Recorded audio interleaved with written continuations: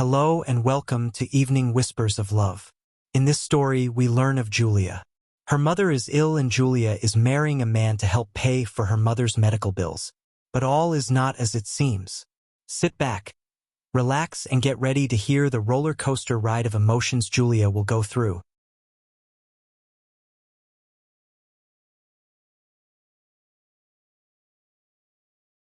Chapter 1: The Arrangement. Julie Littman stepped down from the train, her boots crunching on the coarse gravel of the Montana platform. The town was quiet, nearly empty, the early morning wind tugging at her coat. She expected someone, Lerner, his staff, a carriage. But there was no one waiting. The words her mother had spoken rang in her mind. "He will take care of me, Julia, go west, and he will see to it." Ruth Littman had said she was sick. That reason had been enough to send Julia across the country, alone. But already, the absence of anyone to greet her made her uneasy. Julia would be marrying Mr. Lerner Smith, but only as a business transaction, nothing more. No intimacy or love. It wasn't what Julia wanted, but she felt a duty to her mother. Ruth, Julia's mom, needed money for her medical bills and saw an ad in the local paper for a marriage in business only. She implored Julia, begged her to go, and that was the only way she could get the care she needed. Julia's father had died years earlier, leaving just Julia and Ruth alone, and Julia had always had a sense of obligation to her mother, and now here she was, so many miles away from her home in Virginia to now Montana. She gathered her bag and walked toward the small hotel near the station, its sign swinging lightly in the breeze. Inside, the common room smelled of wood smoke and coffee.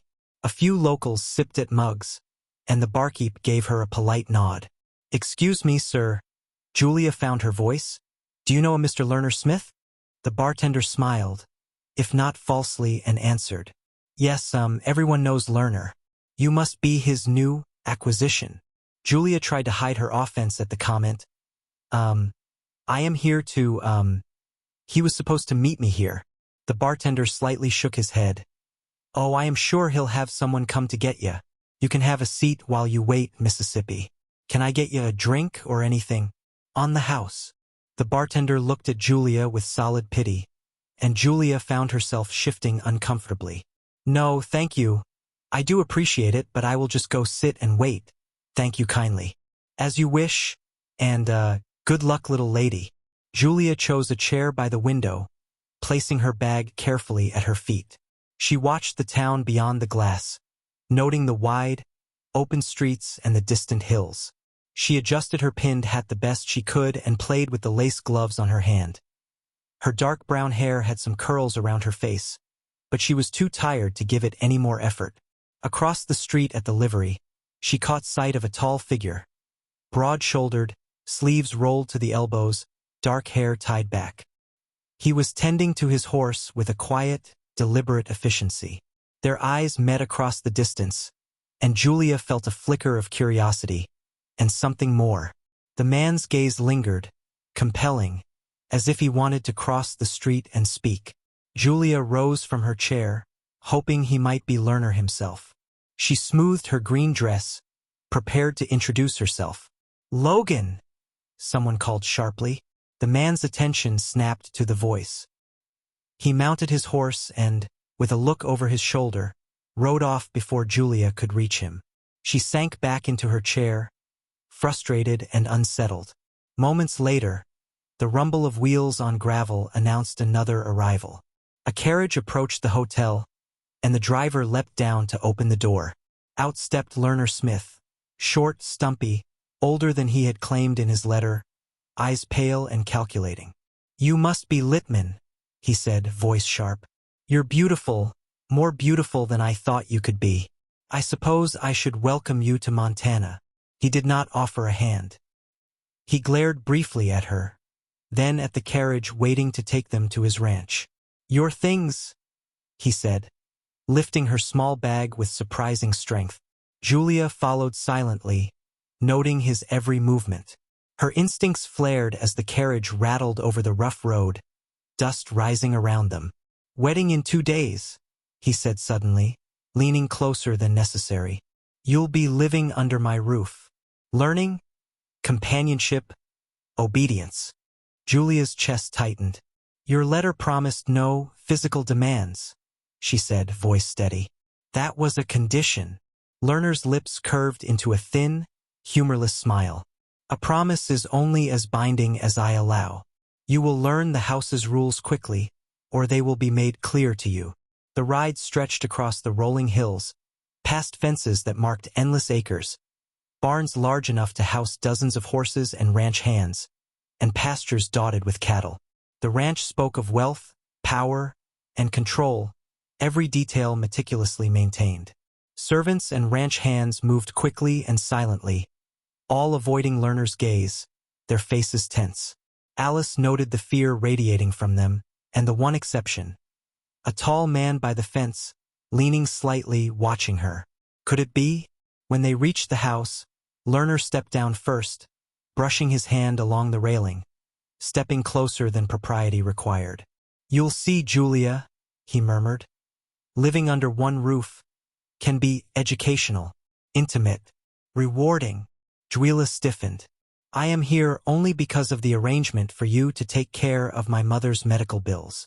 Lerner's eyes glinted with amusement. We'll see. Inside, the grand foyer gleamed. Polished floors, high ceilings, chandeliers reflecting morning light. Servants hovered along the walls, tense and silent, avoiding their master's gaze. It was not until supper that the man Julia had seen, the tall dark man she had made eyes with when she arrived, appeared. Julia was serving herself at the long table prepared with various dishes when she felt his presence. Their eyes met across the room. Recognition sparked. Her heart fluttered. He is the man from the livery, she realized. Logan's jaw was tight, dark eyes watching her with equal intensity. He crossed the room, hat in hand, and nodded while not breaking eye contact. Ma'am, name's Logan. I am the foreman on this ranch and Well, if you need anything, he trailed off. Meanwhile, Lerner's voice cut through Logan's introduction in the center of the room. Attention everyone. I would like you to meet my new bride Julia Lippman. Commanding, dismissive, rude. Lerner pointed at Julia, coldly, as the ranch hands and maids clapped out of obligation with some hoops and hollers that seemed fake. Julia held back tears and saw Logan from the corner of her eye leave the room. She wished she could do the same.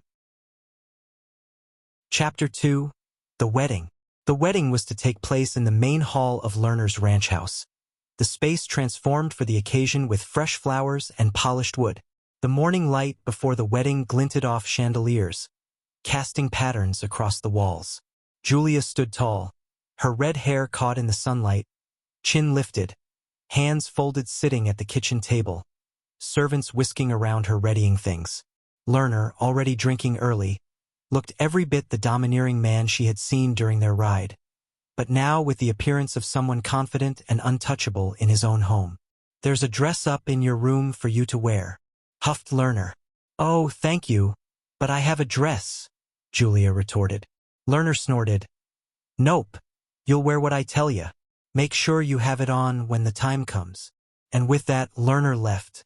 Julia took a deep breath and headed upstairs to see laid out on her bed in the guest room was a white lace dress with more frills than class. She sighed. This wasn't her style, but she didn't see that she had an option. Within the hour, servants were there helping to get Julia ready. She was numb, following through with the motions and trying not to feel anything. She realized that would be her life now, numb to survive. The ceremony was brief. The minister's words seemed to echo off the high ceilings, stiff and formal. When Lerner's hand brushed hers as he reached for the papers, her stomach tightened, but she did not flinch. Everyone who was anyone in town came to see the event. Julia felt like a circus act. After the vows, the reception followed immediately in the same hall. Long tables were laden with food. Roasted meats, fresh breads, pies, and pastries. Wine flowed freely, and Lerner's drinking soon became noticeable. He laughed too loudly, gestured crudely toward Julia, and made inappropriate jokes. The townspeople, seated at the tables or lingering near the edges, fawned over Lerner and Julia with exaggerated politeness. Mrs. Ethel Jasper, the town gossip, whispered endless praise to Julia, but her eyes constantly flicked to Lerner, betraying envy. Mr. Richard Jasper nodded. Ethel's husband and bank owner smiled stiffly, never breaking his polite composure, but Julia saw the faint smirk when he exchanged glances with Lerner. John Swaggart, the owner of the saloon, stood at the back talking to Logan. Alice's eyes found Logan across the room. Their gazes met briefly, tense but meaningful. She could sense his frustration. A moment of hope she let catch her away. Was he upset Julia was marrying Lerner for any particular reason? She wished she could talk to him. When he glanced away, she realized that he had already noticed her discomfort and understood the danger she was in. The reception stretched into the evening. Lerner's behavior became increasingly erratic. He stumbled near tables, spilled wine, and leaned too close to Julia, murmuring about her learning and how living with him would be rewarding. By midnight, the guests had left and it was just Julia and Lerner now. Julia's pulse quickened. She felt trapped, but her instincts sharpened. When Lerner reached for her arm with a drunken grin, she stepped aside, planting her feet firmly and pushing with all her strength. He lurched backward into the edge of a sideboard. Wine splashed across the floor. Lerner blinked in shock, swayed, and fell completely, heavy and still. He passed out on the polished floor. Julia's hands trembled as she exhaled. Relief washed over her, but the tension in her chest remained. Tears pricked her eyes, both from fear and the realization of how alone she truly was in this house. She slipped out of the hall, climbing the stairs to the bedroom that would be hers under Lerner's roof. Once inside, she sank onto a chair by the window, letting the tears fall freely. Outside, in the yard below, she spotted a tall figure standing by the paddock fence. Logan. He tipped his hat at her, a subtle but unmistakable signal. He was watching, he was aware, and he was keeping an eye out for her. Julia's chest lifted slightly, a glimmer of hope threading through her fear. She was not entirely alone. She put her hand to the window and for a moment, they each stared at one another, as if having a conversation. For the first time since stepping onto the train in Virginia, Alice realized that survival would require strength, observation, and careful alliances. But she had one person silently on her side. Chapter 3: Logan. The morning light barely touched the windows when Julia awoke to the familiar knot of tension in her chest. Lerner had already begun his day, moving through the house with the confidence of a man who owned more than the ranch. He seemed to own the air itself. His harsh words from breakfast still rang in her ears. "You move too slowly, Julia. I tire of waiting. Breakfast is at 6 sharp." He had snapped while eating his breakfast. Throughout the day, she kept herself busy with household tasks, careful to observe everything. The servants' nervous glances, the meticulous care of the ranch hands, and the steady presence of Logan outside, moving among the horses and fences. His tall frame was a silent reassurance. By midnight, the house had fallen completely silent. Even Lerner's drunken slumber seemed deep, leaving the sprawling ranch eerily quiet. Julia found herself in the kitchen, cleaning a few dishes, her hands shaking slightly from tension and the adrenaline of the day. She paused, staring out the window into the moonlit yard, when she noticed a shadow at the doorway. "Who's there?" she whispered, gripping the edge of the counter. "Me," a low voice replied. It was Logan. He stepped into the kitchen, his movements careful, almost apologetic. "I didn't mean to startle you." Julia's heart thumped. She straightened, smoothing her hands on her skirt. "Oh," she said softly. Logan hesitated, rubbing the back of his neck awkwardly. I wanted to make sure you're all right." His eyes, dark and steady, scanned her face. "You handled him today, well, better than I would have." Julia's lips curved into a faint, wry smile. "I hate him." She found herself speaking the words before she could stop herself. Logan softened his gaze at her. I know. There was a pause as they both looked around the empty kitchen, listening to the distant creaks of the house. The silence was heavy but comforting, a rare moment of privacy. "I'm Logan," he said finally, extending a hand. I I know that doesn't help much. Julia shook it, her grip firm. Julia Littman. She hesitated. Thank you for watching. I can see that you do. Logan's shoulders relaxed slightly, and he gave a small, awkward nod. I do. You're not alone here, even if it feels like it. He leaned in as if to say more, but stayed silent. For a moment, neither knew what to say. The moonlight filtered through the window, casting silver shadows across the kitchen floor.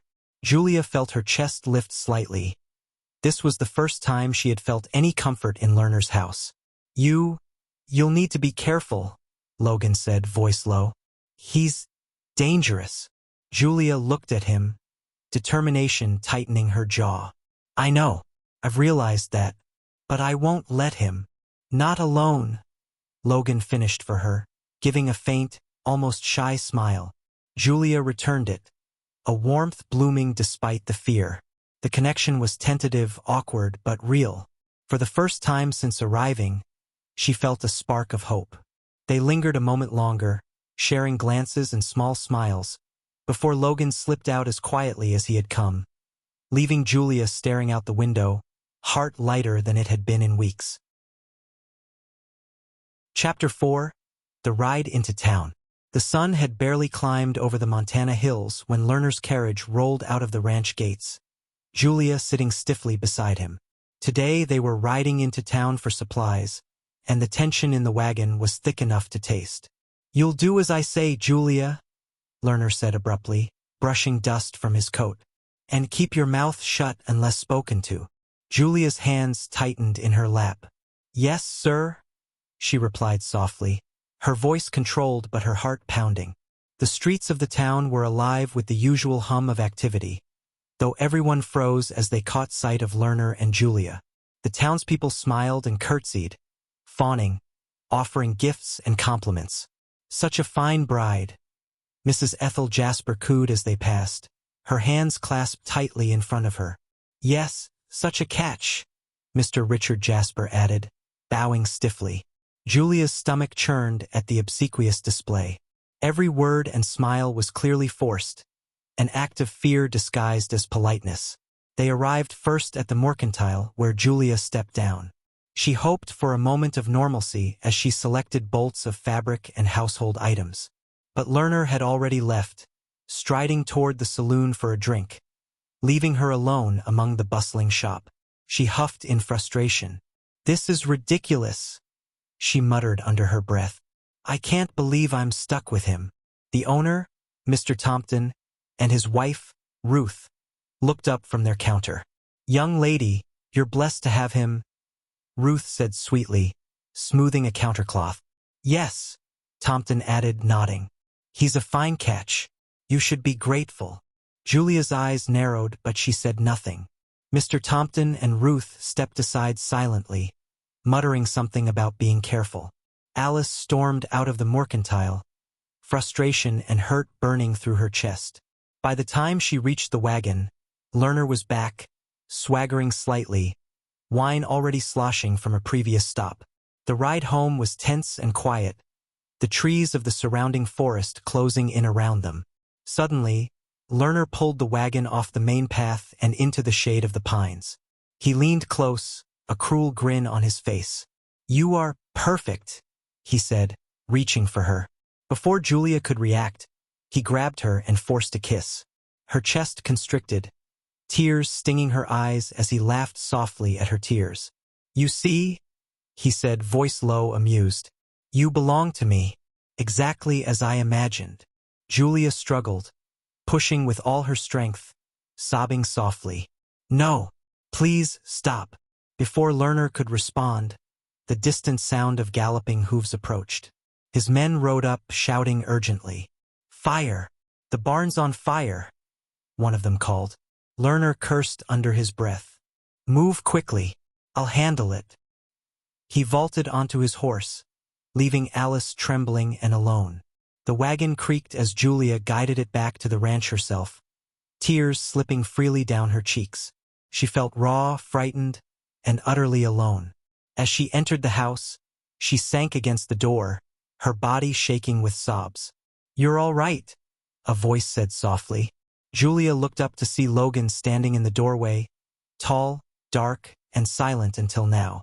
His eyes were intense, protective, full of concern. I am, she whispered, wiping her tears. He stepped closer. You don't have to be here. You can leave, you deserve so much more. Someone more. Something broke inside her. She moved toward him and he closed the distance.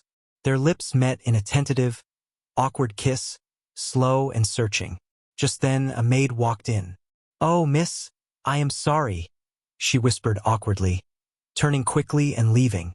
Julia and Logan had parted by now, Julia running up the stairs, fearful for what just happened, but also intrigued. Chapter 5. Public Confrontation. Julia woke to the sound of hooves clattering in the yard. She rubbed her eyes, heart sinking when a ranch hand appeared at her door. Mrs. Smith, Lerner would like you to meet him at the barn as soon as you can. Her stomach dropped. What did he want? Julia dressed and headed down. Lerner was commanding ranch hands with the horses when Julia appeared. We're headed into town and I want you to come. You need to make nice with the townswomen. You're the wife of the highest up here in this city, and you damn well better play that role. Julia flushed with anger. None of this, of what you keep asking of me, was the arrangement, she broke. I will help with chores, cooking, cleaning, whatever it needs. This was a business transaction, nothing more. She could feel heart racing. Lerner laughed and touched her shoulder, condescendingly. Oh, doll, you ain't figured it out yet, have ya? You will, he guffed. You will. He kissed her hard, and she could feel his power. She was scared, truly scared, for the first time since arriving. The town felt strange and tense. Streets were lined with shopfronts and people moving about, but each smile Julia received seemed forced, each greeting stiff. Mothers clutched children as she passed, and shopkeepers averted their gaze. Julia forced herself to keep walking. Good morning, Mrs. Jasper, she said, trying for casual conversation. Mrs. Smith, Mrs. Ethel Jasper replied, voice syrupy. So good to see you. Julia's lips pressed together in frustration. How could she continue this facade for, well, forever? Lerner was in the bank working on business, so Julia decided to go into the mercantile and buy some fabric. When she came out, Lerner was waiting or her, clearly upset. Where the hell have you been? He yelled. Shocked, Julia stuttered, holding her bolts of fabric. I thought I would. I wanted to sew a dress, so I... But before she could finish, a hand slapped hard across her face. It was Lerner's hand, and the force of the slap made her drop the bolts. You've got servants to do that low work. Get the hell in the carriage now, he shouted. Julia held back tears while her cheeks burned. She looked around the town while picking up the fabric now scattered across the dirt road. People looked on in horror, but no one, not one person, helped. I said leave it, Lerner commanded, grabbing Julia by the arm and shoving her into the carriage. Julia let the fabric she had go, and obeyed, her heart pounding, his hands so tight on her. She relinquished and followed orders, feeling so many things. Anger, pain, fear, confusion. The town watched silently as Lerner and Julia's carriage took off. You are my wife, and you will act as such, Lerner, clearly drunk, yelled at Julia. Julia remained silent. When they got back to the ranch, Julia ran to the house as fast as she could. But Lerner followed. Julia tried to slam her bedroom door, but Lerner grabbed it before she could. He grabbed her and began kissing her, more of a slobber. Julia cried out and Lerner ripped her dress. I said you're my wife. Julia was desperate, but just then a ranch hand came running up. Mr. Smith, the cattle, you've got to come quickly. Lerner tossed Julia to the floor and looked up. What? Damn it, what? The ranch hand, breathless, got out. Steiner's men took our cattle up by the East River. They're starting a war, sir. Lerner took off with the ranch hand down the stairs and out the door. Julia, in shock and confused, sat on her floor, dress torn, hair a mess, and soul broken. What just happened? Julie stood up and looked out the window to shockingly see Logan standing near the barn. He was looking directly at her. He had a look of urgency towards her, and as he took a step toward the house, Julia saw Lerner run up to Logan. They exchanged words, and both ran to the barn. Julia had her reprise. For now. Chapter 6 plans are in motion. Lerner and all the ranch hands had been gone for 2 days. It was the nicest 2 days Julia had had since arriving in Montana. Only some house servants remained, and the main maid, Mrs. Schultz, tried to keep everything in order. Julia went down to tell her she was heading into town for some sewing supplies. Lerner wasn't home, so he couldn't tell her what to do. "Miss, please, I am sorry," Mrs. Schultz mumbled as Julia pinned her hat on. "Why does everyone put up with this guy?" Julia flatly asked. "Is it his money? His power? I guess I myself am just as bad as the townspeople, aren't I? Do you know he's paying for my mother's medical bills? That's why I am here, you know." Julia stared, vulnerable, at Mrs. Schultz. Mrs. Schultz leaned in, serious. "Quiet. Ma'am," she said as solid as she could. "You need to go into the mister's office. He has a hidden drawer in his desk. You should look in it. You should read what you find." And with that Mrs. Schultz turned on her heels and left the kitchen. Curious, Julia obliged. Usually she would sneak, but today, she waltzed right into Lerner's office, ready to find something. And within minutes, there it was. A hidden drawer revealed many folders, one carrying the name Ruth Lippman, Julia's mother. Julia couldn't open the file fast enough. In it, well, all was revealed. Letters from Ruth to Lerner. Ruth wasn't sick at all. It was a lie. Ruth had gambling debts and needed money, and Lerner wanted a wife because his last wife mysteriously disappeared. Julia's eyes couldn't take the material in fast enough. A farce. This was all a farce. A lie. And while the anger grew like a rolling fire within Julia, she knew she had all the power now. Chapter 7 It begins. Lerner came back the next day. Gruff, tired and mean as usual, he greeted Julia in the kitchen, pouring himself coffee. "There's a woman's gathering at the town hall tonight. You better be there representing me and this ranch." "Got it," he mumbled. "Absolutely." Julie faked through a sweet smile. Shocked, Lerner smiled, not realizing her facade. "Good, that's the kind of wife I paid for," he replied and went outside. Reprieve for Julia from his presence. What he didn't know was what Julia knew. After breakfast, Julia went to the stables to get a horse to ride into town when she saw Logan. He gently grabbed her by the wrist and pulled her into a stable. "I heard he hit you," he worriedly put out. "It's nothing, No," he uttered. "It isn't. I am working to get us out of here, Julia. I am working with the Steiner brothers. I set the cattle incident up." Julia stared, feelings in a disarray. "He said working to get us out of here. He set the cattle war up too." The relief and excitement that flooded over Julia was immediate and intense. Logan was helping her. "Logan, she began, but before she could finish he leaned into and kissed her hard. She felt herself give in. He pulled away. "We can't, not now, but I will get you out of here. Trust me." And she did.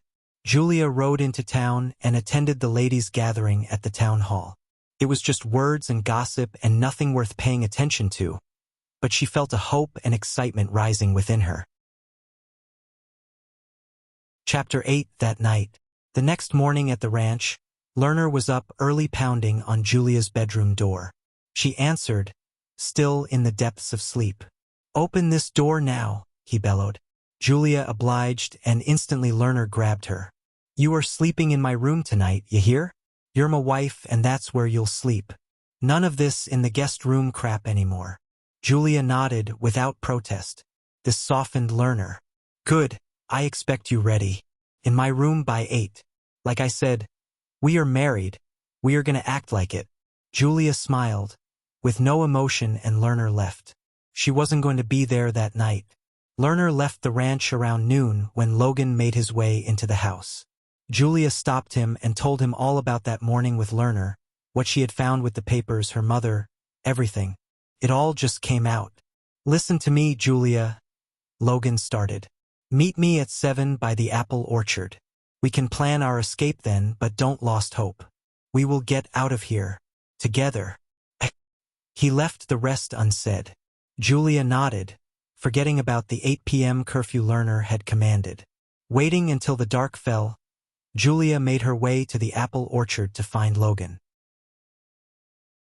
Chapter 9. Love at the Orchard. The orchard was quiet at dusk, the last of the sunlight slipping through the branches in long, honey-colored stripes. Julia moved between the rows with quick, nervous steps, her shawl brushing against the low-hanging apples. Logan followed a few paces behind, keeping watch until they reached the clearing at the far edge, the one no one visited after harvest. "Are you sure no one saw you leave?" he asked, voice low. "No one pays attention to me anymore," she said, though her breath trembled. "That's why we have to go. Tonight if we can." Logan stepped closer, close enough that she could feel the warmth of him even in the cooling air. "Julia, I don't know if we can leave tonight, but soon." For a moment, neither spoke. The orchard around them was still, the scent of apples thick and sweet. Julia reached for the map tucked into her apron, but Logan caught her hand before she could unfold it. "You're shaking," he murmured. "I'm not afraid of leaving," she said. "I'm afraid of staying." He exhaled, something soft and pained. "I can't stand the thought of you here another day." Julia looked up at him then, really looked, and the resolve in his eyes made her chest ache. She stepped closer, their joined hands lowering between them. "Logan," she said, barely audible. He cupped her cheek with his free hand, thumb brushing the corner of her mouth. "Tell me to stop," he said. She didn't. The second their mouths parted, Julia didn't step back. She stayed pressed against him, breathing hard, her fingers still curled in the fabric of his shirt. Logan's forehead rested against hers, his chest rising and falling in sharp, uneven pulls. "Julia." His voice was rough, almost unsteady. She answered by sliding her hands up his chest, over his shoulders, drawing him closer until there was no space left between them. The orchard air was cool, but her body was warm against his, warmer still when he wrapped his arms around her waist and pulled her fully into him. Their next kiss wasn't tentative. It was hungry, the kind that came from weeks of stolen glances and quiet longing and the knowledge that this might be their only moment. Logan's hands moved up her back, slow at first, then firmer, tracing the shape of her through the thin fabric of her dress. Julia gasped softly against his mouth, and that sound undid him. He kissed her deeper, his fingers sliding into her hair, tilting her head so he could taste more of her. She pressed him back against the tree trunk, surprising him with the force of it. Apples rustled overhead, her palms flattened against his chest, feeling the heat of him through his shirt, feeling the way his heartbeat kicked under her touch. "Tell me this is real," he whispered, against her jaw, his lips brushing her skin as he spoke. "It's real," she breathed. "It's the only thing that feels real anymore." He lifted her then, not fully, just enough that her toes left the ground for a heartbeat, and she let out a soft, startled laugh before pulling him back into another kiss, deeper, slower, more certain. Her hands slid down his arms, gripping his forearms, anchoring herself to him.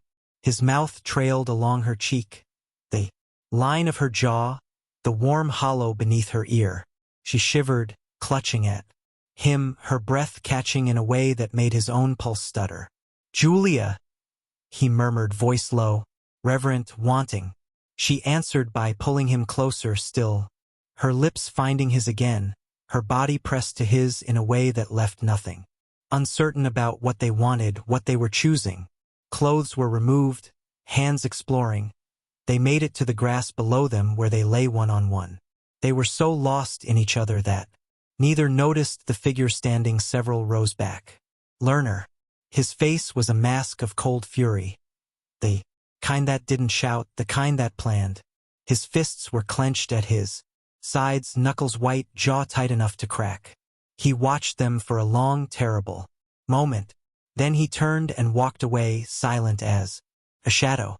Julia and Logan never saw him. Chapter 10 Learner Knows. Julia slipped through the back door just as the last light drained from the sky. Her heart was still racing from the orchard. From Logan's hands, his breath, the promise they'd made. She pressed a hand to her lips, trying to steady herself. If she could just get to her room. Unnoticed, she could pack the last of her things. She could be gone by midnight. She stepped quietly across the kitchen. Floorboards. A match struck. The sound was soft, but it cracked. Through the silence like a whip. Julia froze. Learner sat in the corner, half in shadow, one elbow resting on the table. The match flared, lighting his face from below. Sharp cheekbones, tight jaw, eyes that didn't blink. He lit the lamp beside him with deliberate calm. Out late, he said. His voice was smooth, almost pleasant. That was the worst part. Julia swallowed. I went for a walk. A walk. He repeated it as if tasting the word. In the orchard. Her breath caught. She didn't answer. Learner leaned back in his chair, studying her the way a man studies a ledger, searching for discrepancies. You know, he said softly, I've always admired your ability to lie without stuttering. It's a talent, one you've relied on far too often. Julia's fingers curled into her skirt. I'm not lying. He smiled. It wasn't kind. Julia, he murmured. I saw you. Her stomach dropped. He let the silence stretch, savoring it. I saw you with him, he continued. Hands all over each other like a pair of children who think the world isn't watching. Julia's pulse hammered in her ears. She forced herself to stand straighter. You followed me. I follow what belongs to me, he said, as if it were the most natural truth in the world. Her jaw tightened. I don't belong to you. His eyes sharpened, the smile fading. You do, and you will, until I decide otherwise. Julia took a step back, but he rose from the chair in one smooth, controlled motion, not rushing, not threatening with his body, but with his certainty. You think you're leaving, he said. You think that boy can take you away from here. Her breath hitched. Learner stepped closer, stopping just short of touching her. His voice dropped to a whisper that felt colder than the night air outside. You have no idea what I'm capable of. When someone embarrasses me. Julia's hands trembled, but she kept her chin lifted. I'm not afraid of you. He leaned in, his breath brushing her. You should be. Then he stepped back, smoothing his coat, as if the conversation had been about nothing more than supper. Go to bed, he said. We'll discuss your behavior in the morning. Julia didn't move until he left the room, his footsteps slow and deliberate on the stairs. Only when she heard his door close did she let herself breathe. She turned toward the hallway, ready to slip to her room and bolt the door behind her. But when she reached the top of the stairs, Learner was there. He stood beside her bedroom door, holding the key between two fingers. I said, he murmured, go to bed. Before she could react, he opened the door, guided her inside with a cold, steady hand on her arm, and shut it behind her. The lock clicked, then clicked again. Julia grabbed the handle, twisting hard. It didn't budge. She pressed her ear to the wood. Learner's footsteps moved away, unhurried, confident. She was trapped, and midnight was no longer an option. Chapter 11 The Fire That Saves. Julia woke to the sharp scent of smoke. For a moment she thought she was dreaming. The room was still dim, the moon a pale smear through the window. But then a flicker of orange light swept across the ceiling, and her heart lurched. She rushed to the window. The barn was burning. Flames licked up the dry boards, crackling and spitting sparks into the night sky. The fire was too deliberate, too sudden, too perfectly timed. Logan. He'd done it to draw Learner out. A door slammed somewhere below. Heavy footsteps pounded across the floorboards. Then Lerner's voice, sharp, furious, unrestrained for once. "Damn it!" Julia flinched. She heard him stomp. Through the hallway, then down the stairs, the front door thrown open so hard. It rattled the frame.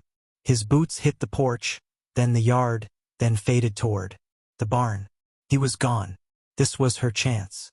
Julia grabbed the doorknob and twisted. Hard. Locked. She shoved her shoulder against the door, panic rising in her throat. "No, no, no." She pounded on the wood, screaming, "Help! Someone, please!" The fire roared louder outside. The heat pressed against the window. She could hear men shouting in the distance. Ranch, hands waking, scrambling, running toward the flames. But no one came to her. She backed away from the door, breath shaking, mind racing. If she didn't get out now, Lerner would return. And then, a soft click. Julia froze. The lock turned from the outside. The door eased open just enough for a familiar hand to slip through, then a familiar face. Logan. His hair was damp with sweat, his cheeks streaked with soot, his eyes wild with urgency and relief. "Julia," he whispered. "Come on." She didn't hesitate. She threw herself into his arms, and he caught her, holding her tight for a single stolen heartbeat. His hand cradled the back of her head, his breath warm against her temple. "I thought," she began. "I'm here," he murmured. "I'm getting you out." He pulled back just enough to look at her, his thumb brushing her cheek. "We have to move. Lerner won't be gone long." Julia nodded, gripping his hand. Logan led her down the hallway, keeping close to the shadows. The house was empty. Everyone had run to the fire. They slipped out the back door, the night air thick with smoke and the glow of flames lighting the yard like a false sunrise. "Stay low," he whispered. They crossed behind the tool shed. Then, the chicken coop, keeping the burning barn between them and the chaos. Shouts echoed across the ranch, men calling for water, for buckets, for help. No one looked their way. On the far side of the property, too, horses waited, saddled, restless, ready. Logan helped her up first, his hands steady on her waist. She settled into the saddle, heart pounding, eyes fixed on him. He mounted his own horse and guided them toward the open fields beyond the fence line. "Once we're past the ridge," he said softly, "he'll never find us." Julia reached across the space between them, brushing her fingers against his. "I'm ready." And together they rode into the dark. Epilogue. 2 years later. The Texas sun was already warm by mid-morning, spilling across the small clapboard house at the edge of the ranch. The place wasn't grand. 2 rooms, a porch that creaked in the wind, and a yard that turned gold in the summer heat. But it was theirs. Every board, every nail, every quiet morning belonged to them in a way nothing ever had before. Julia stood by the open window, rocking Noah against her shoulder. He was 8 months old now, soft-cheeked and bright-eyed, with a stubborn little fist that always found the collar of her dress. He cooed sleepily, his breath warm against her neck. "Almost down," she whispered, brushing her lips across the top of his head. "Just a little longer." Outside, she could hear the distant rhythm of hooves and the low murmur of men working cattle. Logan was out there somewhere. She could always tell by the cadence of the voices, the way the others shifted when he spoke. He'd become one of the most trusted hands on the ranch, steady and unshakable. The kind of man people relied on without thinking. The kind of man she had always known he was. Noah finally drifted off, his tiny fingers loosening. Julia laid him gently in the cradle Logan had built from mesquite wood, smoothing the blanket around him. She lingered for a moment, watching the rise and fall of his small chest, the peacefulness she never thought she'd get to witness in her own home. A soft knock sounded on the doorframe. She turned, and there he was. Logan leaned against the doorway, hat in hand, dust on his boots, sun in his hair. He looked tired in the way men do after honest work. But when he saw her, Something in his expression softened instantly. "Morning," he said, voice low and warm. "You're back early. Boss let us go once the herd settled. Figured I'd come see my family." Julia crossed the room before she even realized she'd moved. Logan caught her around the waist, lifting her just enough that her toes brushed the floor.